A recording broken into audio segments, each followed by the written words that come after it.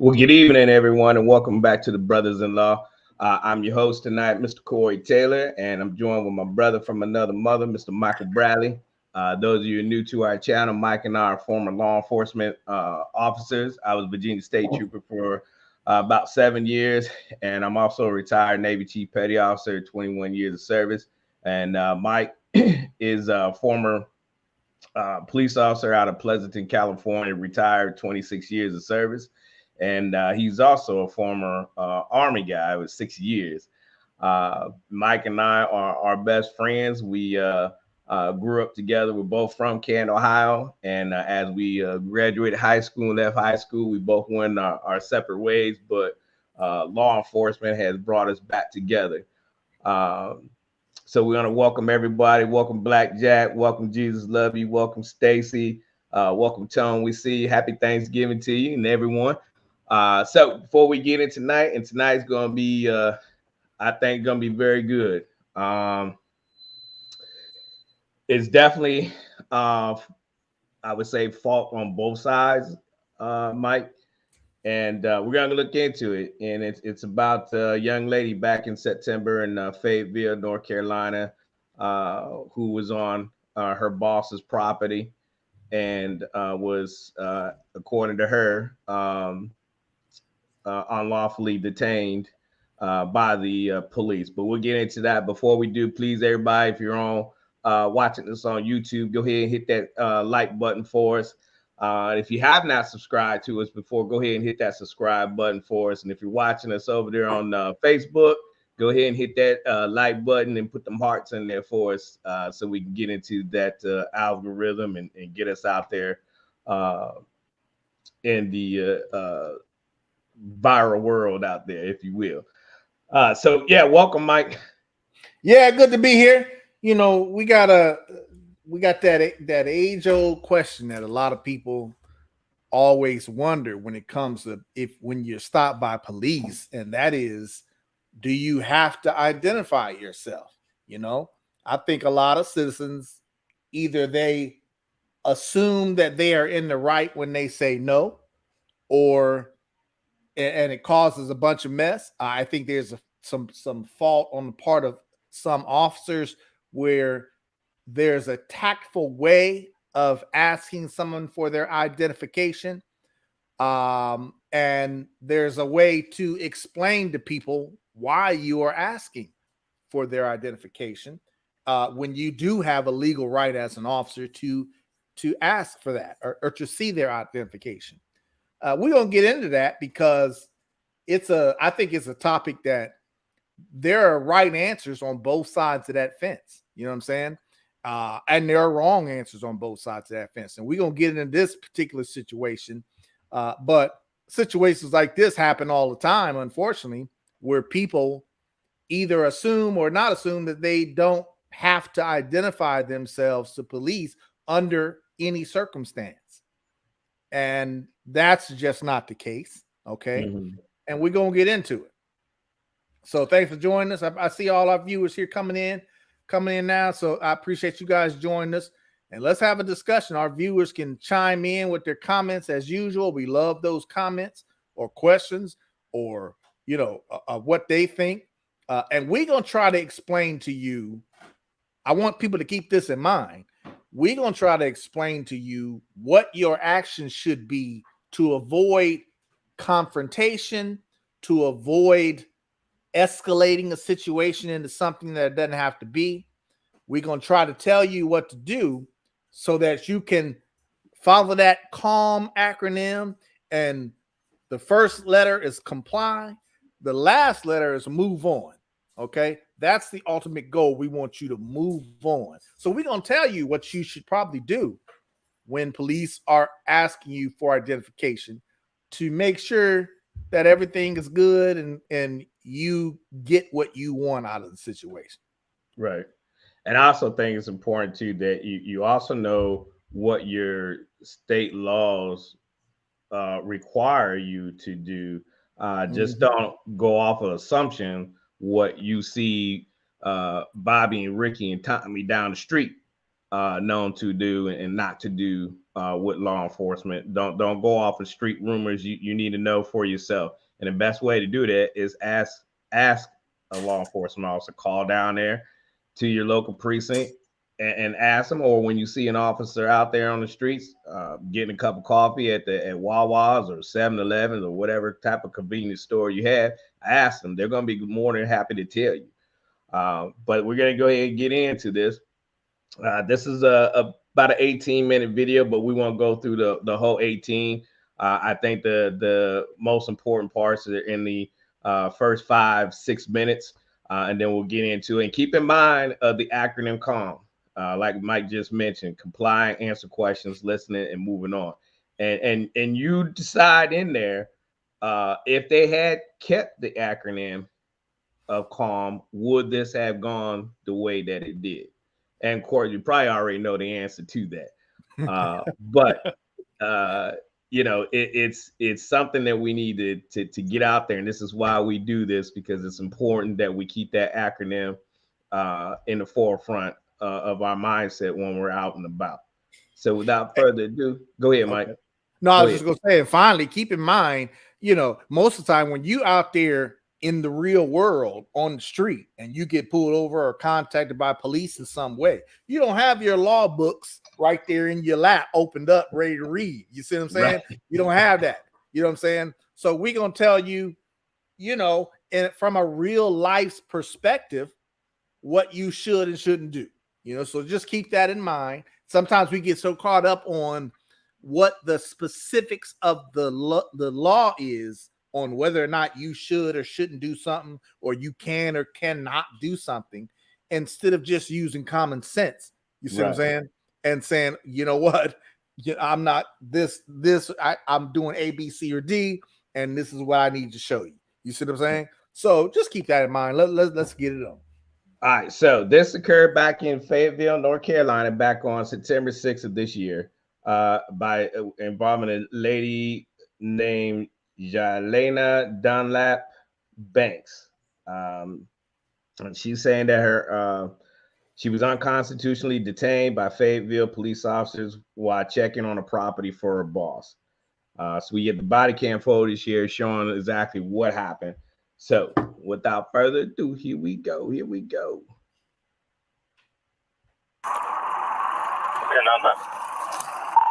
She's still sitting in the driver's seat, car still running.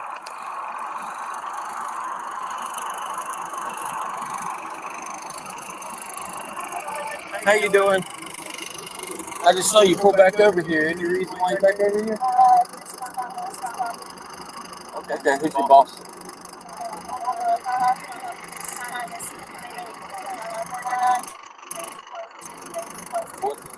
What's his name? Who? Frog. Where do you work at? Okay. You ain't waiting on nobody, are you? No.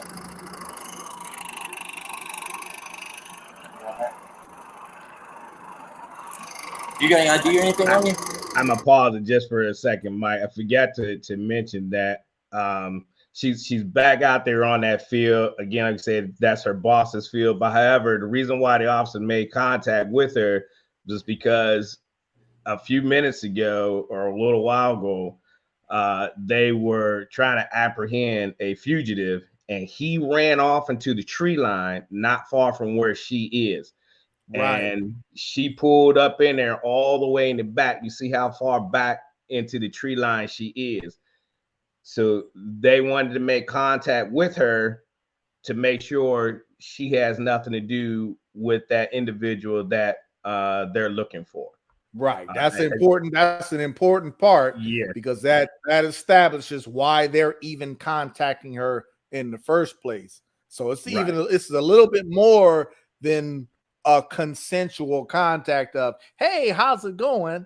This is this is an investigation. Like, why is she there? Okay. Right.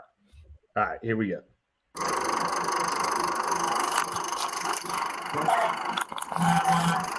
Well, I mean, it's all fine and dandy what you're telling me, but I mean, it just kind of looks suspicious that you pulled out here in the middle of the field. Yes, this is his property, and hired somebody. Right. So Well, if you don't mind, I mean, you can, call him on the phone. I'll be glad to speak with him right now. Oh, yeah.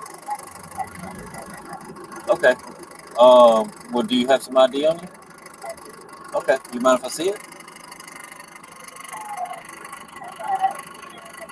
No, we just got to make sure that we, let people know who we make contact with.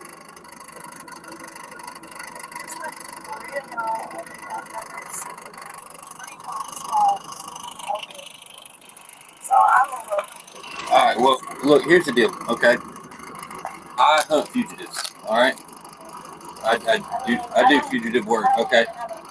I understand that. I'm not saying that you're in any kind of trouble at all right now. All right. But we had a guy run from us right over here, and it's just very suspicious that you're pulling up here. Your heart's about to beat out of your chest. Sir, I have a lot going on. I understand that. But I literally just explained to you that you're. Well, I mean, I just told you that you're not in trouble or anything. Well, do you got some ID on you? No. Well, I need to see your ID. I need to see your ID first. Well, Hey, was there anybody in that car? Technically, you could be trespassing. Hey, sorry, no female. Well, I don't know that. How do I know that? Female sitting in the passenger seat of the car, still running like she's waiting on somebody. Hey, she's trying to leave and she don't want to give no ID. It can be very simple, man. Let me just document who you are, and I will let you get out of Hey, somebody around 28.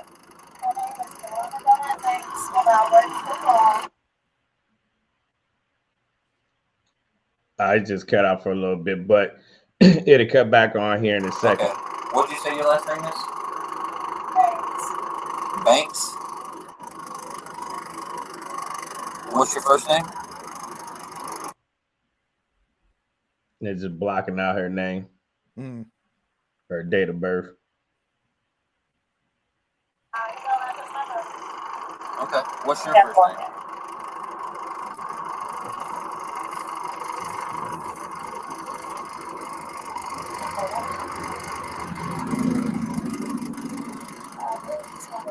Okay, well, all you have to do is give me your information and make sure you are who you say you are, and then you can be out of here.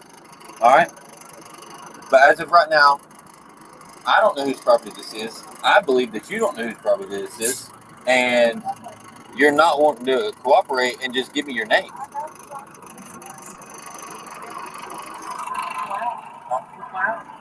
Yeah, go on.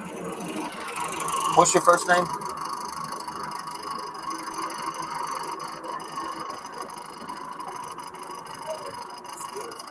Go ahead. Go ahead. Just step out of the car. Just step out of the vehicle. Step out. You can let go of me. I will. Okay. You can let go of me, ma'am. I will. If you can let go of me, ma'am, I will. Please stop. Please stop. Can y'all stop? Okay. Like, what are you doing? Yeah. Please stop. Ma'am, all I've asked you for is your ID so we can make sure that you're not trespassing. You got me. What are you doing? Ma'am, step out of the car. Okay, don't drag I hear a me little out. echo for you. You may need to turn your mic down. Okay. Release my arm. If you will release my arm. Is that better? You good over there? Probably, yeah. Refusing to come out of the car. Because you're grabbing that's my arm very Okay. tightly. Okay, now You're hang on. grabbing my Hang arm on. Just very let her go. tightly. She ain't going nowhere now. Look. Let me go. Okay. And Now- I'll get the fuck out. Okay. Step back. And Don't let her start. Okay. Step Okay, out. it Now sure step out is. of, okay. Now And step you're out not of the getting it because I know I haven't did anything car. Okay. Well, wrong. step out of the car. Okay. How many times have I asked you not? Please let go of me. What are you doing? Let go of me. Let go of me. Let go of me because I haven't fucking did anything. Let Okay. go. Stop. Stop resisting. Stop resisting.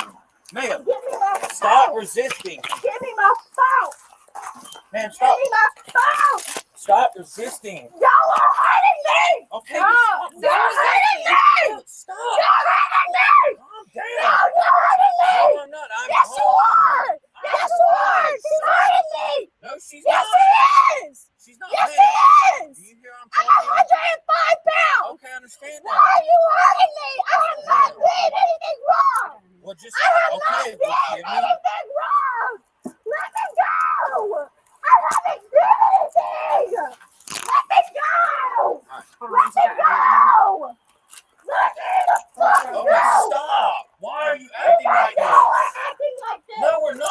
all that yelling and screaming, that ain't gonna do nothing for you.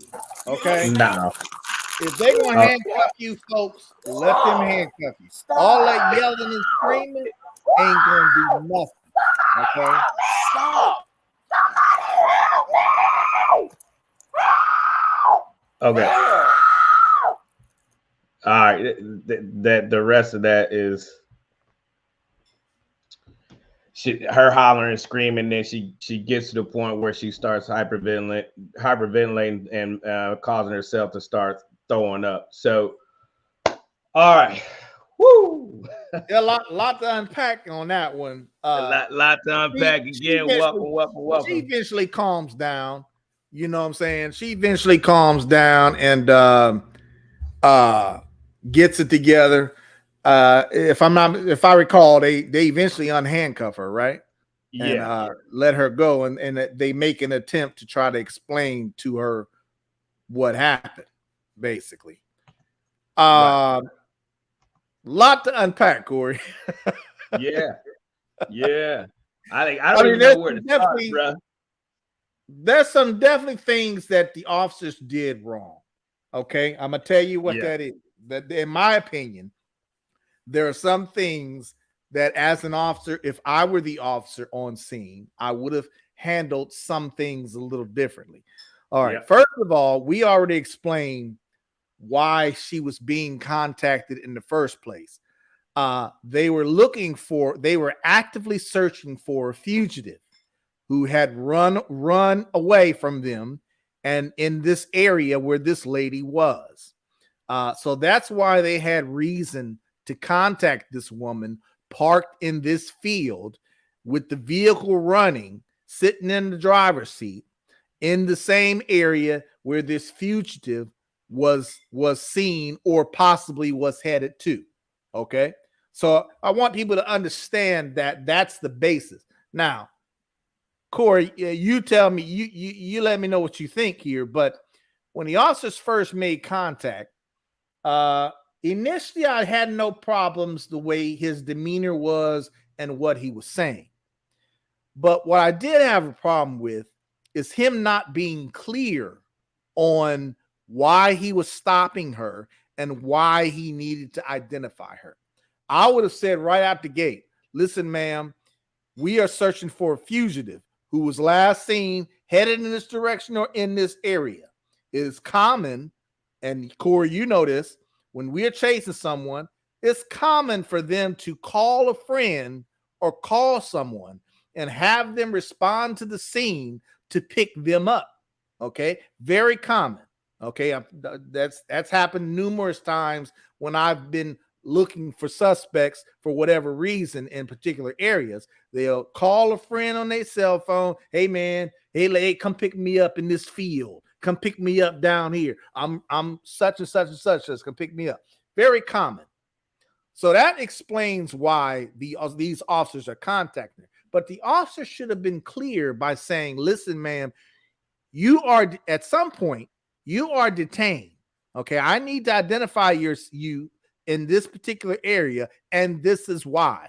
Stop beating around the bush and stop trying to be covert and secret about what is going on.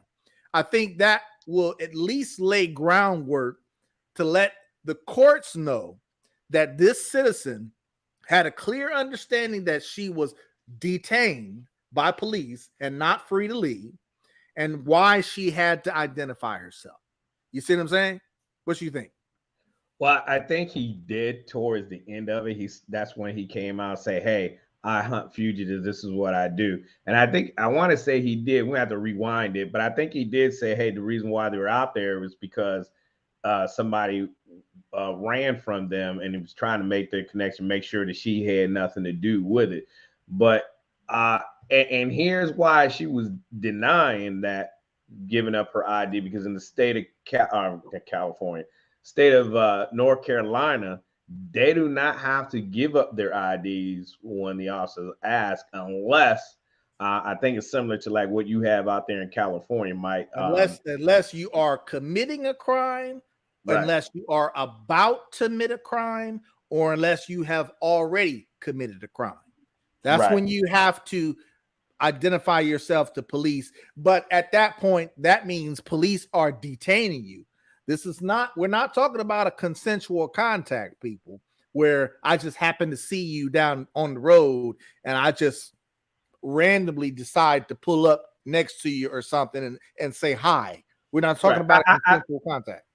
I believe they had probable cause to search her, or not search her, but to administratively detain her until they were able to make sure she had no connection to the guy in the film. Because obviously it does look suspicious, right? Would you all agree that, I mean, her being way out there in the middle of a field like that, a couple 100 yards away, man, not maybe about, it looks to be maybe 50 yards or so off the roadway, all the way in the center of this field toward the back end of the field towards the tree line. That does kind of look suspicious.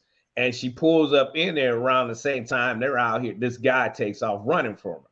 So as a reasonable officer, to me, yeah, that would look suspicious. That will prompt me to go and just try to make contact to make sure she has nothing to do with this. I think I really, honestly, I really don't have a problem of his approach. I think he kept his same demeanor the whole way. Could he said this, that? Yeah, but you and I both know, Mike, he didn't violate any policy. Let me say this, according to what I went through in our state policies, he didn't violate any policies. So how he delivered his message, I mean, he didn't violate anything. You and I, we could agree to disagree on that, but that's fine. That's all right. And that's what we want our viewers to see, that, absolutely, you're gonna get two different responses from different officers, as long as policy is not violated. Right. He's doing investigations, so he may not have felt that he need to be upfront with her at this moment. He might have been trying to test the waters to see what she's going to say to him. Okay, I can agree. I can accept that he might be testing the waters to see what kind of answer she's going to give to him, which could prove or disprove that she has a legitimate reason for being where she is. I can understand that. But like you said, you mentioned something a minute ago about how you approach your approach, the words you use. When he said, I hunt fugitives for a living, or I hunt fugitives. When you say it like that to someone who is probably going to be confrontational with you, it sounds like you telling me that I'm a fugitive. You see what I'm saying? That's what it sounded like to her. Okay. Mm-hmm. Which is just going to rile her up, because here you are. I have a right. This is property that I have a right to be on, and you up here calling me a fugitive, demanding ID. See, that's why he didn't explain. If he would explained up front a little better about why he was trying to identify her and why he was there in the first place, maybe she would have had a different reaction to what he was asking. Maybe not. I don't think so. I think she already had her mind made up how she was going to play this out.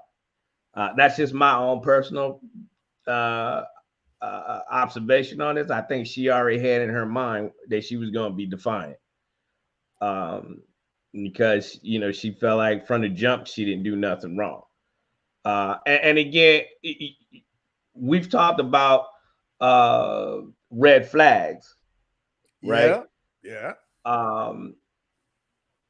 That's a red flag right there when I ask you for your ID and you don't want to give it to me. Yeah, it is. Absolutely. Right? I agree. So why not just, here we go. Calm, right? What's the first letter? Comply. Comply, right? Why didn't she just comply? Now, again, I granted, state of North Carolina, she don't have to give up her ID. But could she not have just gave up her name? Hey, my name is blah, blah, blah, blah. He could have verified her by name, date of birth. In fact, He did. I think that's what he was doing on his cell phone. I don't know if they had that app where they can um, get connected to NCIC or VSIN to pull them up. But it seems as though that's what he was doing, trying to identify. Hey, well, what's your name? What's this? But she wasn't giving that up. So to me, red flags are coming out, and I think at that point, that's when he came out with let me tell you what I do. I hunt fugitives for a living. I didn't like him saying that. I think that rubbed me the wrong way. When he said that rubbed me the wrong way. I didn't have a problem because I probably wouldn't have said hunt. I probably would have used a different word, maybe. But I would have said, "Listen, man, I'm looking for like, why are you making this so hard?" True, but I would have said, "Look, man, I'm looking for a fugitive in this area. It's common that fugitives call people to come pick them up.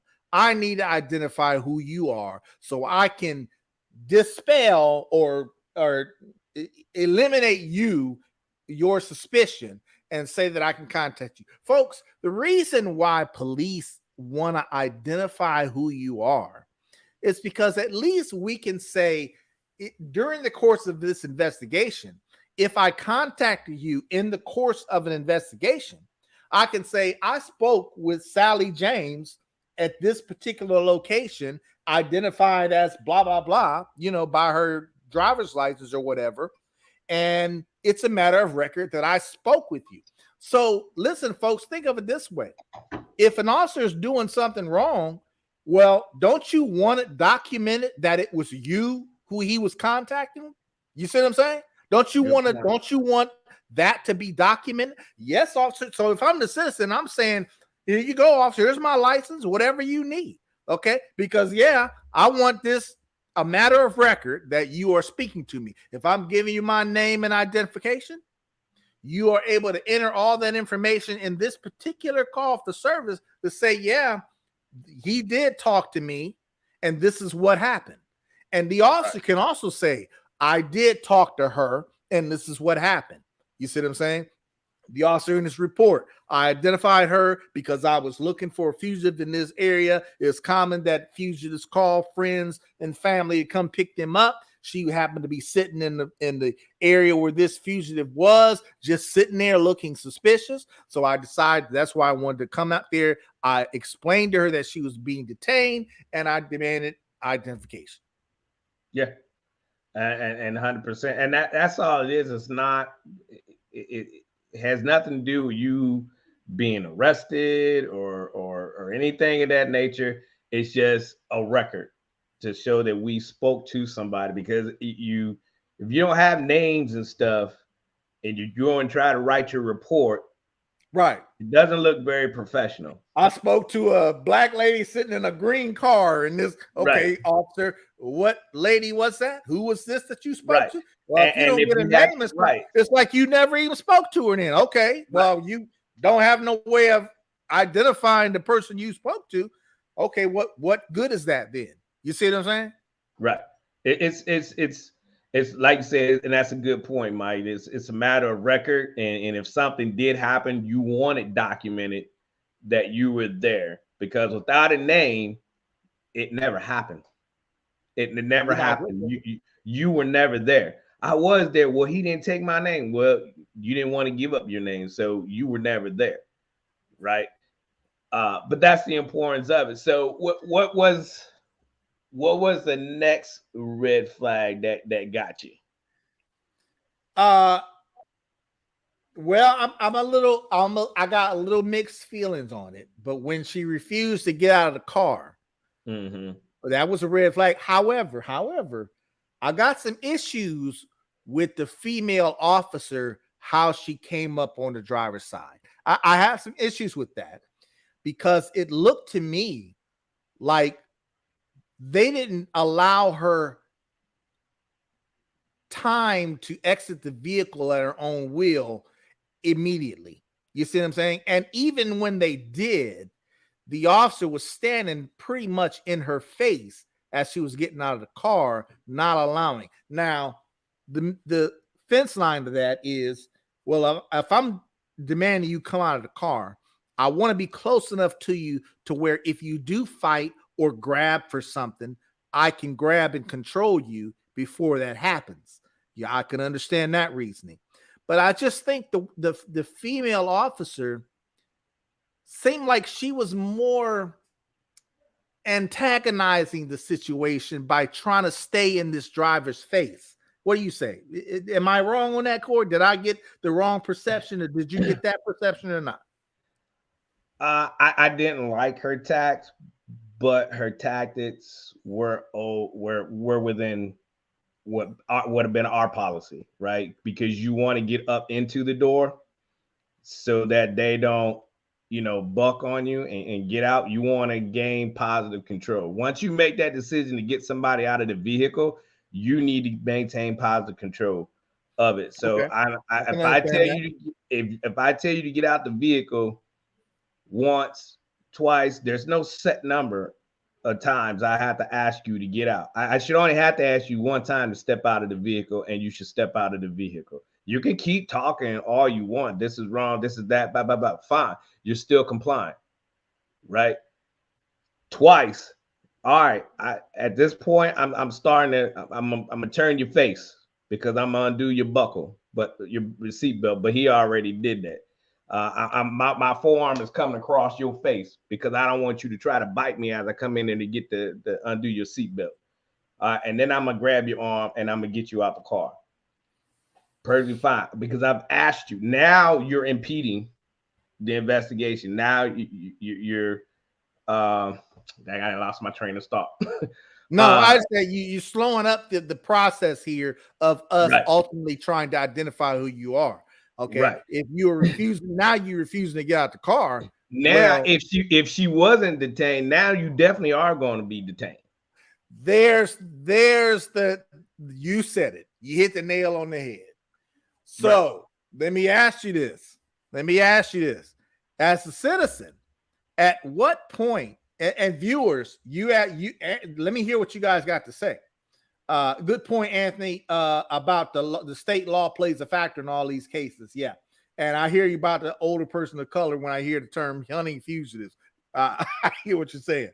As a citizen, though, at what point do you think you would perceive a police contact goes from just a consensual contact to a detention? Do you need that officer to say, okay, ma'am, you are now being detained? Do you need to hear that? Or can you perceive that without those specific words being said? Now, I'm going to give you my take on it, Corey, and you give me yours. As an officer, as a former officer, I should say, I want to make it clear to you that you are being detained. I want to make it clear to you that you understand this is no longer a consensual contact, or whether this started off as a consensual contact or detention.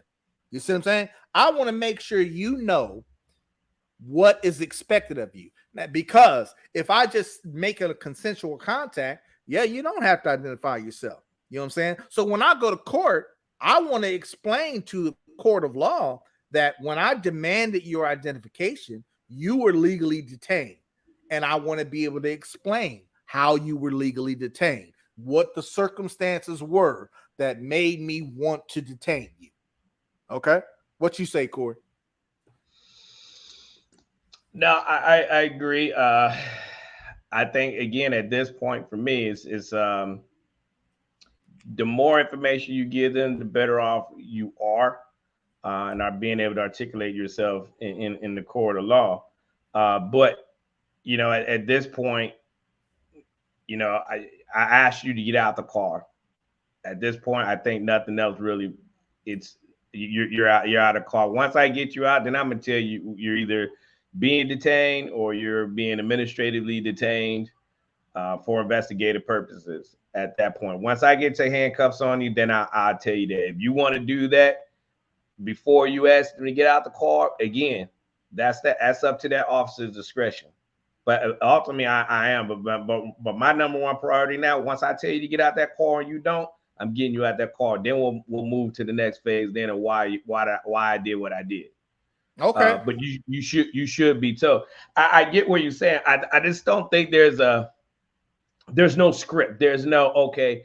Well, if you do this, then I'm gonna say this, and then I'm gonna do this. I don't think it's there's no script. You're not acting this out. I hear you. Hey, my number one thing is, all right, I asked you to get out the car. Now you getting out the car. Now, once I get you detained, you're safe and secure. I'm safe and secure. All right, this is why I did it. I asked you X amount of times to get out the vehicle. You refused to get out of the vehicle. Now you're being administratively detained until I can find out if you have anything to do with this fugitive that fled from us, however long ago. Either way is fine. I had no problem. If you want to do it that way, fine. Again, I'm looking at policy. Was policy violated, and were her civil liberties violated? I understand where you're coming from. And yeah, we both know policy is number one, because obviously you don't want to do nothing against policy, clearly. But also, I'm also looking at tact on the street with the woman. Certain things, like I say, certain things, you said it before, your approach to certain things you say to certain people can escalate their attitude. You know what I'm saying? Sure. She clearly had a problem with this woman, this female officer, coming up and trying to grab her and putting the hands on. Sure. I understand what you're saying, why that officer grabbed her to get her out of the car, because she initially refused to get out of the car. Then she said, if you back up, I'm gonna get out of the car. Okay. You gotta, as an officer, I think you gotta judge how much control you need. You see what I'm saying? For lack of better words. Well, I think that was the male officer. I think he did that when he came over and was like, okay, hey, hold up, back up, let her get out. Yes. He kind of de-escalates. So that's your number one thing. You want to be more de-escalating than trying to escalate. But I have to escalate. If I ask you to get out the car, there's no limit to how many times I'm supposed to ask you to get out the car. Again, like I said, I should only have to ask you one time to get out of the vehicle, right? I think his whole tact, I never had a problem with, could she have done it differently? Yeah, probably so. Did she have to really go hands on? No, again, like we always say, time is on our side. True. Time is on our side. Could she have used that time, and you could sat there and waited her out the car? Or, I think she may mention like her ID is right there. Hey, I'm gonna reach down here and grab your ID and let it go at that. Hey, I got your ID now. Now just sit in the car. Just sit there. I hear you. Yeah. Could have done that. Yeah, you could have done that. Were they wrong for still getting her out the car, even though the ID? Nope, because I asked you to get out the car. Yeah. Right. But see, then it comes into question whether or not she is legally detained versus a consensual contact. If she felt, rule of thumb, folks, as a citizen, if you feel that you are not able to just walk away, then you can assume that you are being detained. You're detained. You see what I'm saying? So that's the question. That's the question, Mike. Could she just walk away if she wanted to? She should have realized that she couldn't just walk away if she wanted to. I mean, I think any citizen in that situation would have reasonably perceived that, okay, I'm clearly not just free to walk away from here. Okay, right. I'm saying I would have gotten that early on, tell you the truth. You see what I'm saying? Now, so that's big. Yeah, she's now has a federal lawsuit in stating that her civil liberties were violated. She's suing for a violation of First, Fourth, and 14th Amendment. Do you all think that her civil liberties were violated in this? What you think, Mike? I mean, you know how courts are in any given climate. Hopefully they stick to the law, and hopefully they stick to whether or not, you know what, long as they determine whether or not these officers had every legal right to do what they were doing step by step throughout the contact. I have no problem with what, so far, in my opinion, I got no problem with what these officers did. Although, if there's a problem I have, it's how they did it. It's not what they did. As far as, okay, wanting to identify this woman, I don't have a problem with why they stopped this woman. Isn't that common sense? Okay, if you chasing someone and this is in the area, and based on your experience as an officer, you know that suspects commonly call family or friends to come pick them up to get them out of the area. Sure, that is reasonable for officers to stop this woman in this particular location based on what she was doing. You see what I'm saying? She wasn't in the drive-through of Burger King. She wasn't just shopping around at Walmart, okay, or Kmart or Target or whatever. You know what I'm saying? She was in a field, in a car, running car, where any reasonable person who has experience in chasing suspects knows that it's common for them to call a friend or family to come pick them up in the area somewhere or somewhere close. So I don't have any problem with what these officers did as far as stopping her, trying to identify who she was, and all that. She is the one that made that whole situation way more than what it had to be. Had she just identified herself up front, okay, I got your name, I properly identify who you were, even have your license plate, okay? So I can put that in my call, and if you are all legit and everything, cool. I proved that I spoke to you, and this is what I found out. So that's squashed. End of. See you later, ma'am. You know what I'm saying? Yeah. Have a good day. Have a good day. Have a good day. No, I go ahead. I agree with you. I don't see anything according to what our policy was that they did. Now again, their tack been a little bit different, probably. So what I've been so aggressive, no, but like I said though, there's only so many times I'm gonna ask you to get out of the vehicle.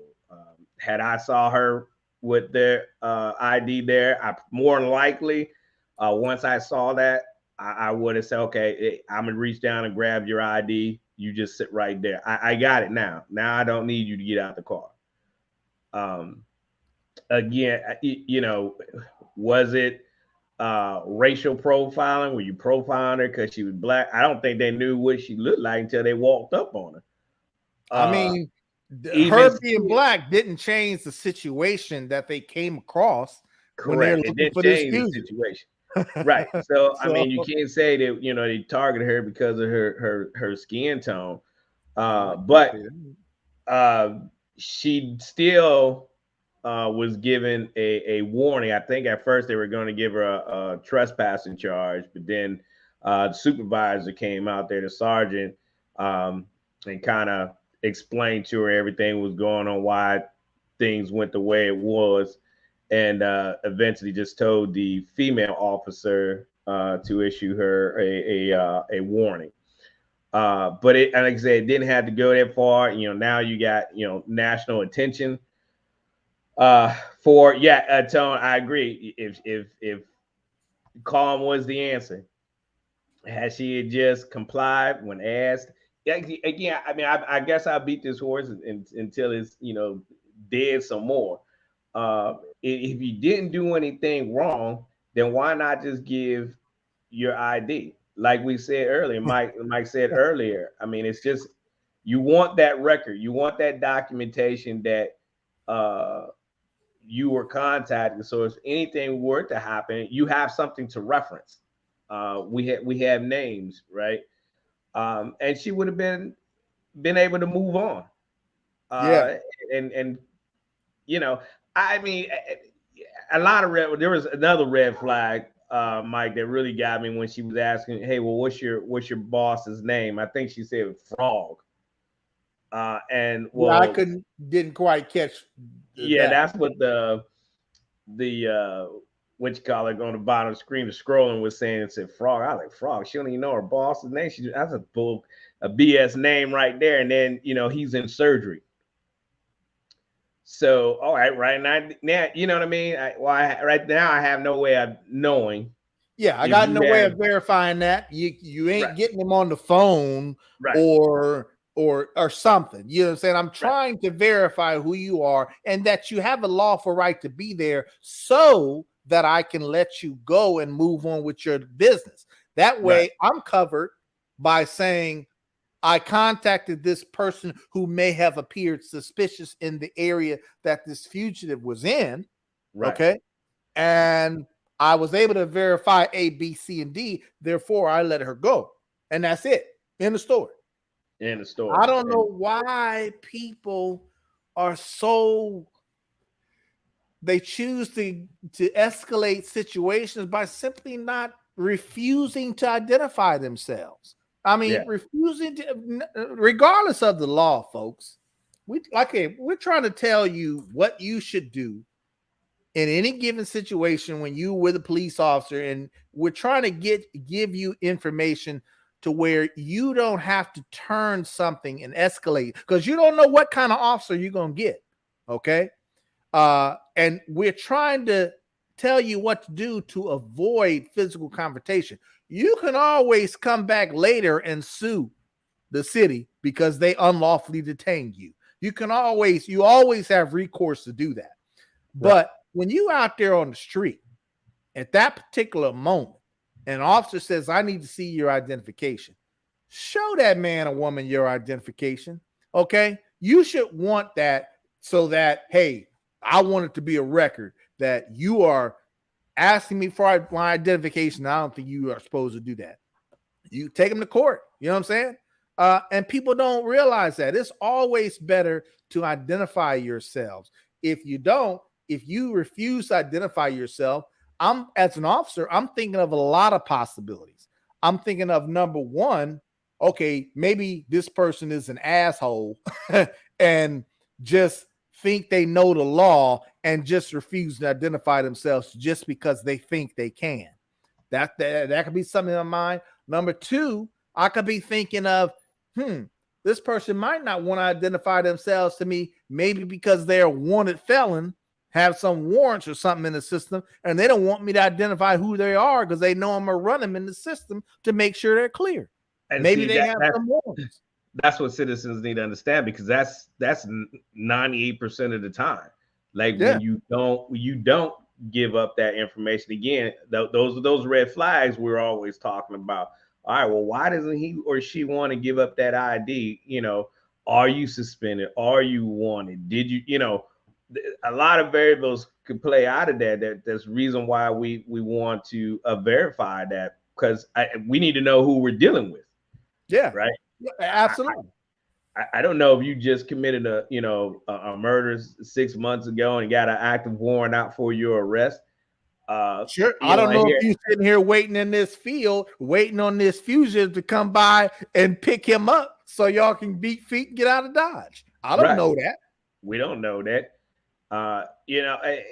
So that's the gist of it, folks. And so, hey, go ahead and like, share, and subscribe. You just popping on the channel tonight. It's great discussion. We hope you got something out of it. I think we're gonna go ahead and wrap this one up. Also, if you guys want to research, we ran out of time because we got so involved that we forgot to mention there is case law about identifying yourself to police. You got that real quick, Corey? Do you know what that is? Yeah. You can't barely read it, but what I'll do is I'll put the link to our actually it's on our Brothas-in-law Instagram page. There you go. I'll put it on there on the Brothas-in-law 21 Instagram page. You can check it out on there, and I also put the link down in the description below here tonight, or if I don't do it tonight, definitely tomorrow morning, so that you can check out those case laws. So hey, thank you all for joining us tonight. We thank you so much, and next Thursday we will not be on because it's Turkey Day. So we're going to take this time to wish you all a happy Thanksgiving. We hope you enjoy your time with family and friends. Be safe. No drinking and driving. Tell your loved ones no drinking and driving. And if they do, just be prepared to stay calm. Stay calm. Stay calm. Get that DUI. Don't try to fight them. Heck, don't even drive a DUI. And folks, identify yourself. Give the officer your go. ID. You know what I'm saying? It ain't no big deal. You know what I'm saying? Unless you are a wanted mobster, a wanted fugitive or something, right? Yeah. Right? And then we have to deal with that another way. But come on, folks. If you just an average citizen, you get stopped by the police, go ahead and identify yourself. Don't make something way bigger than what it is. Hey, here you go, officer. I ain't got nothing to hide. This is where I've been. This is where I'm going. Here you go. You know what I'm saying? Forget about legalities. I'm just talking about just staying calm, getting through a situation, and getting you on your way back home to your dinner table, wherever you want to go, okay, to relax. Identify yourself, folks. Yep. So eat all that turkey, and eat all that dressing, and sit back and relax and watch a football game, go to sleep, because that's probably what I'm going to do. So, hey, we see y'all the following week, which will be December 1st. So, again, thank you all. We love you, and y'all be blessed and have a great rest of your evening. Peace out. Peace out.